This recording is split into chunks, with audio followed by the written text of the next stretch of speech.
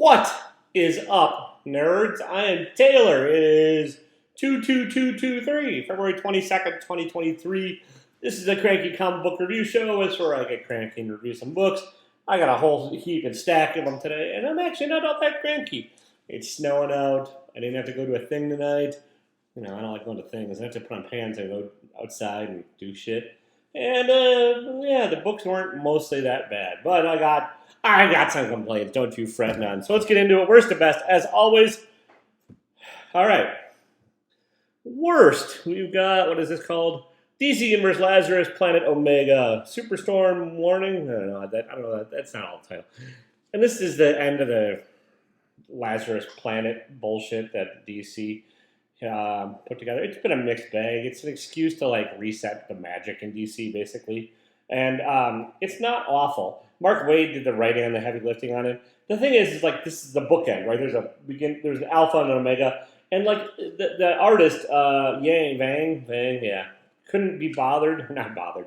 I mean, the person does very detailed stuff, dark and hard to read at times, and just kind of a like blurry and muddy a little bit. It could be brightened up a bit, but that's not my complaint. My complaint is halfway through they switch artists, and then they sort of switch back. Like the artist didn't have enough time to finish this. It's like just put it off a little while longer. You don't have to rush this crap through just to get this thing on the market on time. Like give the artist enough time to do it, because the artist in the middle, the Perkins person, it's fine, but it's disconcerting because it's not even at a different plot point. It's just all of a sudden, oh yeah, different artist, and then we go back. It's like, come on, guys, give the person a chance to finish the extra 7 or 8 pages it would have taken to do it. And then there's a backup Monkey Prince story that I didn't read all of because of that fucking lettering. Red on black. Oh, Jesus goddamn Christ. Look, if it's 1 or 2 paragraphs, I get it. Look at this page. Look at that. You can't read that nonsense. Whoever did the lettering of this should be shot, unless it's my buddy Justin Birch's not. I just look at the cover. But look, that's just fucking basics. Just make it legible. That's all I ask. Make it so you can read the goddamn book. And then the plot itself, no, whatever, it's fine. There's not much to it, really. I mean, there's stuff to it. There's the inevitable battles, and then there's heroes losing, heroes are winning, and then lose and win, and lose and lose and lose, and then it ends. It's fine. All right, next. And this one kind of pains me a little because it's gorgeous, and I love the art. And this is Tradd Moore and Heather Moore, Doctor Strange Fall Sunrise issue number 4. It's the last issue. And I don't... Look, this is an art project. This is an art experiment more than anything else. It's not a story. So, like, me complaining about the story is going to probably not mean a whole lot to everybody that bought this, because you're not really buying it for the story. But I'm going to complain about the story. The ending of the story is just one of the tropiest, like, I hate this fucking kind of ending things ever done in comics or any kind of storytelling ever. And I'm not talking the ending of the plot. I'm talking the ending of the issue. And it's just kind of one of those, like, oh, well, thanks for that, I guess. But I mean, otherwise, it's a gorgeous book. It doesn't make much sense. Like, I'm gonna maybe go back and try and do all these. I'll put it in a collection, and I'll set it aside. And one day when I'm bored, I'll be like, let's see what Fall Sunrise is all about again. Because it's a visual treat of trippy ass art that doesn't make a lot of sense, and it's gorgeous. Like I said, I've said gorgeous way too many times.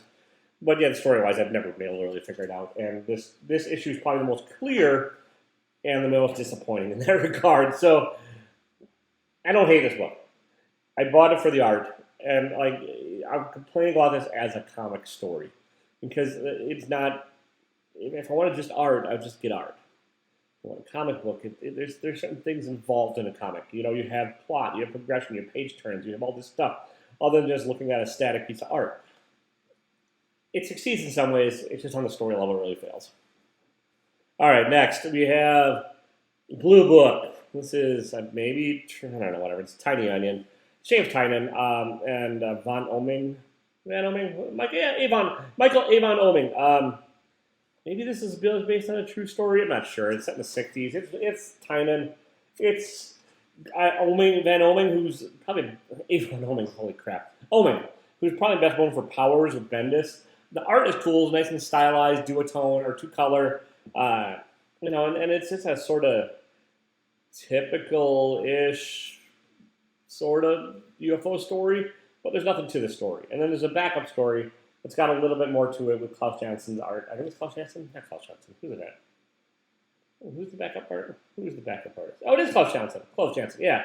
And there's a little more to it. It's just the main story here. There's nothing that happens in this thing. Even for Tynan's pacing, it is glacially slow, and it's just kind of meh. And then the backup story has a little bit to it, but it's not told in the most clear way, and it's all right. Your mileage may vary on this one. If you love Tynan stuff and you don't mind how he paces things, you're going to probably love this. You got a bit of kind of coloring, great coloring. Just nothing really went on in the A story. You're just like, okay, that's like, yeah, okay, that's super slow. So interesting enough setup, not a bad book. But I mean, when you're paying, how much are you paying for this thing? $5. It's a $5, sort of start to a sort of story, maybe sort of.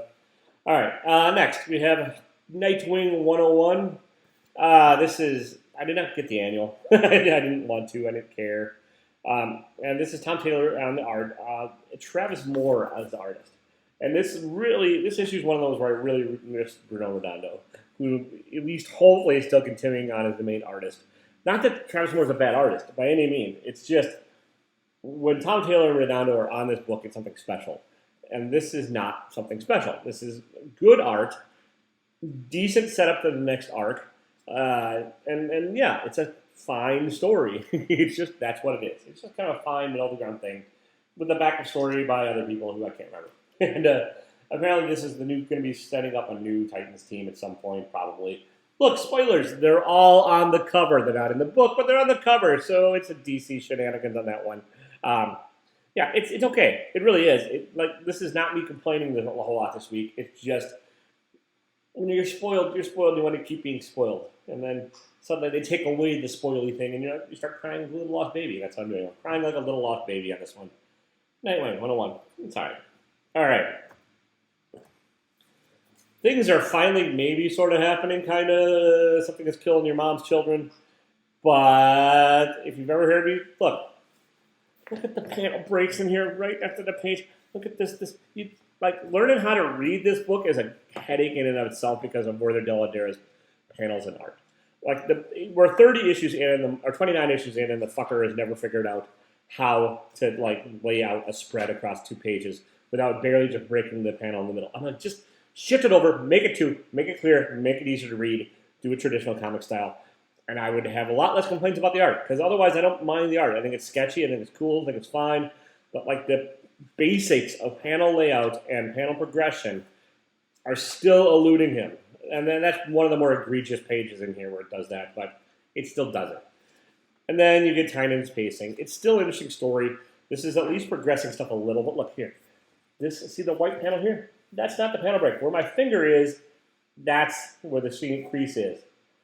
Just shift it over a little. Just lay out your pages so they make sense. It's not like this panel had to be this much fucking bigger. There's not any more information in there. It's just basic shit like that drives me nuts. And then you get this story, which, again, we're finally getting somewhere, and it's all plot and intrigue and House of Slaughtery, stuffy stuff. It's still just really slow. Read it collected if you're going to read it. Don't be like me. Don't keep picking this one up. Honestly, it's just at this point, they're collecting all of it. They are. And so just wait and get the collections. I need to take my own lessons in this. I'll probably be a lot less frustrated. I do like the cover. Not that that has anything to do with the interior. All right, this one came out last week, but I just got it this week. That's how it goes. I was away from home, and now I'm home, and now I have things. Nemesis Reloaded #2. This is Mark Miller writing anti-Batman. It really is. And, excuse me, it's fine. Jorge Mendes on the art, great art. And the story itself is actually a pretty entertaining romp. And it's bloody, and it's gory. It's just really cotton candy, light and fluffy. There's really not much to it. You do learn sort of the origin of Nemesis. I think that's, I don't know, is that the character's name even? I don't know if they even really say. You learn the origin, and that's this book. It's this issue. It's really light. You get a little bit of backstory, and you get a little bit of like why the character is sort of doing what he does, and that's this issue. I mean, it's $4. It's Image. It's cheap. It's gorgeous. If you like Miller's writing, you're probably gonna like this. I actually do like it. I just wanted more to it. I wanted a little more story in this one. And honestly, it's a pretty good week, so like it's just kind of falling middle of the pack because there's other better shit out there this week. Last week, this would have been closer to the top because there wasn't much out last week. Next, Strange Academy Finals number 4. This is Scotty Young. It's Roberto Ramos. Ramos' art in this issue, I do feel it's taken he really takes his time. Did some gorgeous splash pages, some great kind of fighty stuff. It's mostly still a setup issue, and that's this whole finals thing has been kind of a setup for something. We're getting there. I hope it's not the end of the whole run for this Strange Academy thing, but it's feeling like it might be. It really is. I think if Scotty Young can stick the landing on the ending, it'll be great because I've loved Strange Academy thus far. The finals run I've not liked quite as much because it just feels a little rushed and feels a little like, oh, that's where we're going, instead of like we could have had another season or two of like or school year or two of build up, but it just feels like we're kind of on a breakneck sort of pace to the ending, even though I just said this is a setup issue. I'm contradicting myself. It's what I do, people. There's some cool stuff that happens in here. There's some cool character stuff. There's a redemptive arc for a character. There's like twists and turns and shifting allegiances. And looks like it's setting up a pretty cool final battle. So I still dig this. It's just, a little bit other stuff. A couple other things came up this week I like better. And I'll be saying that for about the next, stack of this many books. All right, we have Breath of Shadows number 1. This is by Dewick and Cormac and Birch. Justin Birch, hey, my buddy Justin Birch's letter in this one. This is a down and out lead singer of a band who's like hooked on drugs and wants to go somewhere to take the ultimate drug to get better. It's kind of a setup issue, but it's a cool setup. And the story itself, I dug. The art by Cormac is decent enough that it carries it, and it's just this one is like making this high on this list because of some of the gory art, which I dig, and the premise. Just the idea of like the nuances that have gone in this story and like where it looks like it's heading could be something cool. It is a setup issue. It is issue number 1, but it's at least it's not like every other comic I've read like this week or lately, and I appreciate that. I don't know if I've ever read anything else by Dewick. I have to figure out the first name at some point. I don't think so. Maybe I have. What's theirs? Rich Dewick. I don't think so. Alex McCormick's on the art. I have seen their art before, but yeah, it's just kind of like, it's got this sort of like Jumanji jungle adventure, but dark and twisted sort of like feeling to it, and you just kind of know it's all going to go horribly, horribly wrong, and I want to read this one and see how and where it goes horribly, horribly wrong. So it's got me hooked. That's all I can really ask for in the first issue. I'm interested in issue number 2.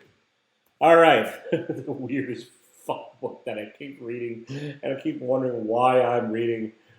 Plush, issue number 4. And this is probably the least weird of this book, of these issues, but you learn some backstory of the plushies, of the furries, and then you learn kind of like what's going on with the outsiders and like the other characters. This is a hard one to review. It's like murder furries versus evil cops. And so, with some kind of doofus stuck in the middle. And like, it's written by Wagner, who's, is it Doug Wagner? Yeah, Doug Wagner, who wrote Vinyl and a bunch of other twisted kind of satirical stuff. But art by Daniel Hilliard. If you like Vinyl or any of their other stuff, you'll probably dig this. It's got some cartoony elements to the art, and it's got some like identity issues that are being dealt with in here, and some backstory of some of the furries that's kind of interesting. It's the most straightforward of them. It's also probably the least compelling of the issues thus far, but it's still good. So if you want just a twisted indie thing, probably wait till it's collected. You're probably better off. I'm guessing there's only 1 or 2 issues left of this one. So, but Plush. I did the cover. it's fucking weird. All right, next we have Once Upon a Time at the End of the World, issue number 4. This book is continuing to be good. It's Jason Aaron. Oh, hey, Love is in the Wasteland, book one. Yeah, and who's in the art? Alexandra Tefengi.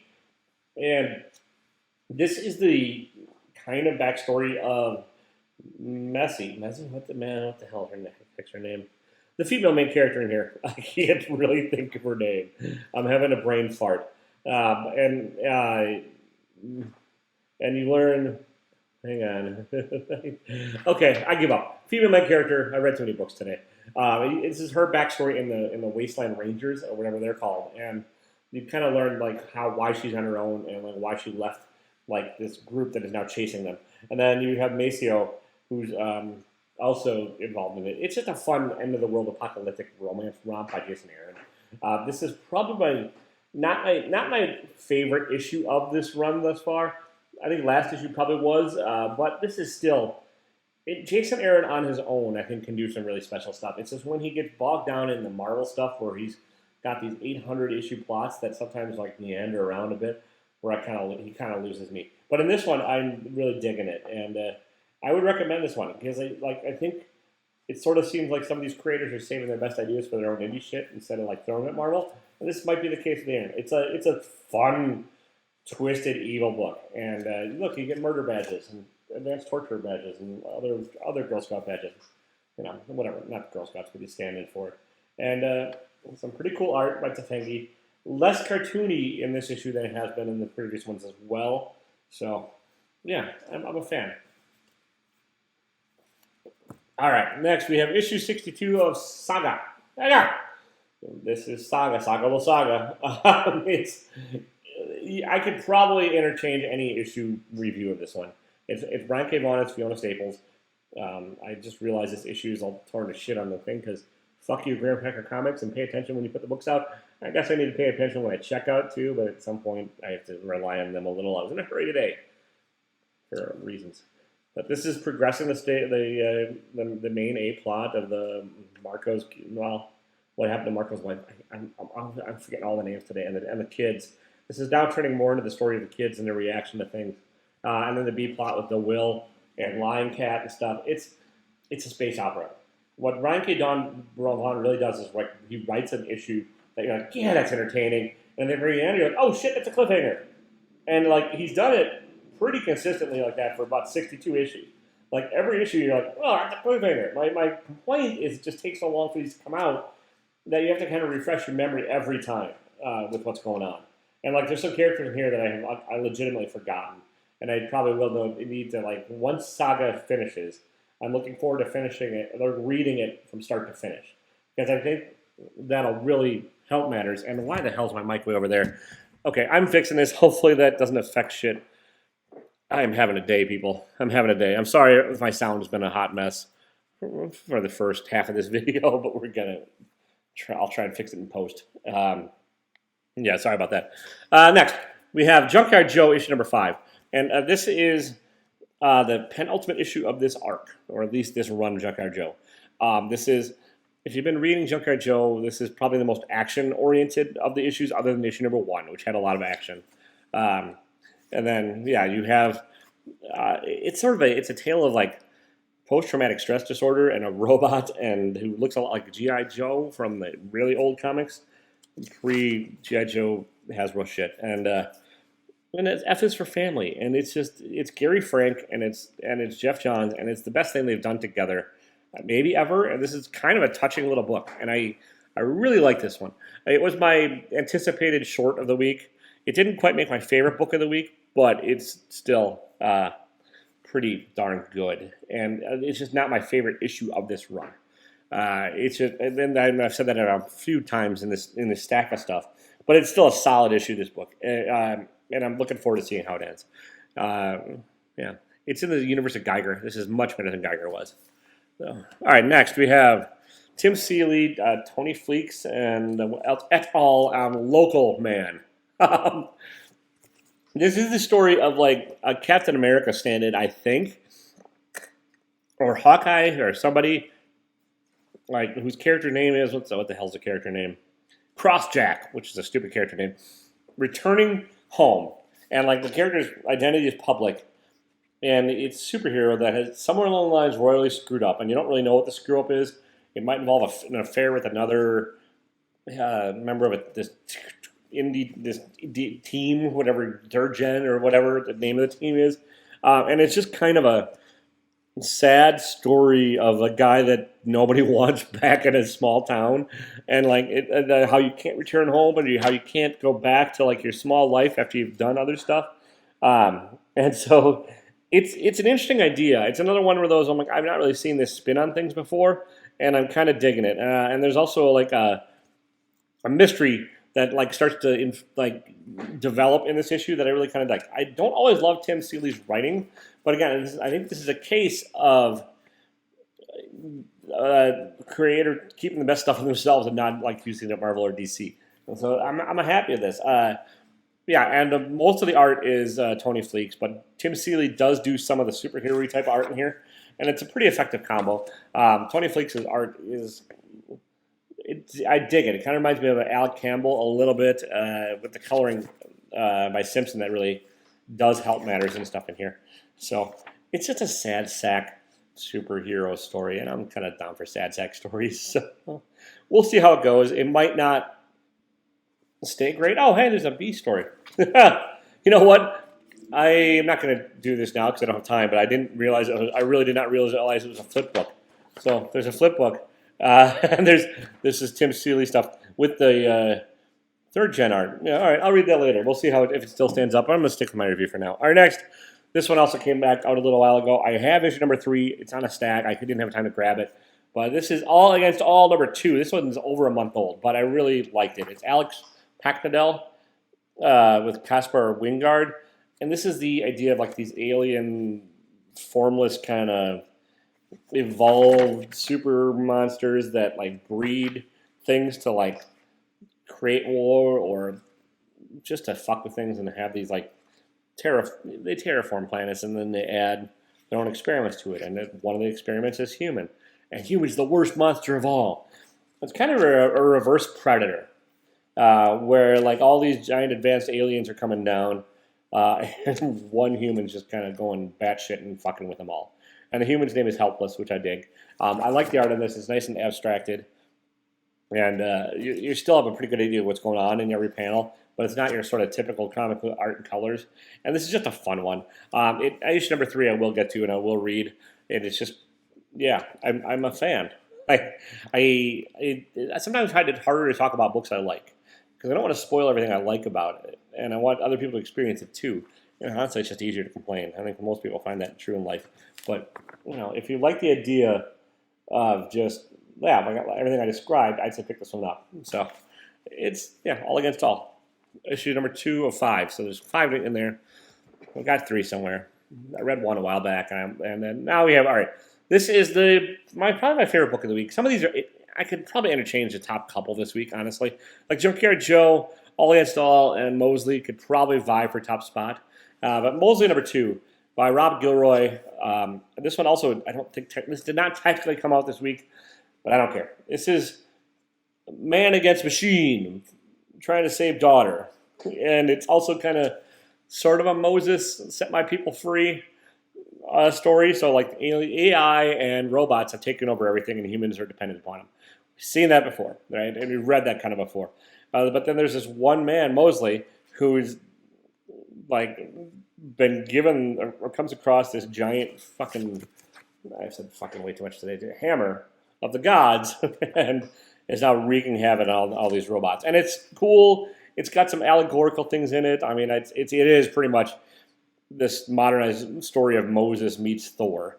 And that's the best way I can describe it. There's a lot of like 1960s Thor elements in this, along with the story of like setting revolution and setting free people from the chains of technology.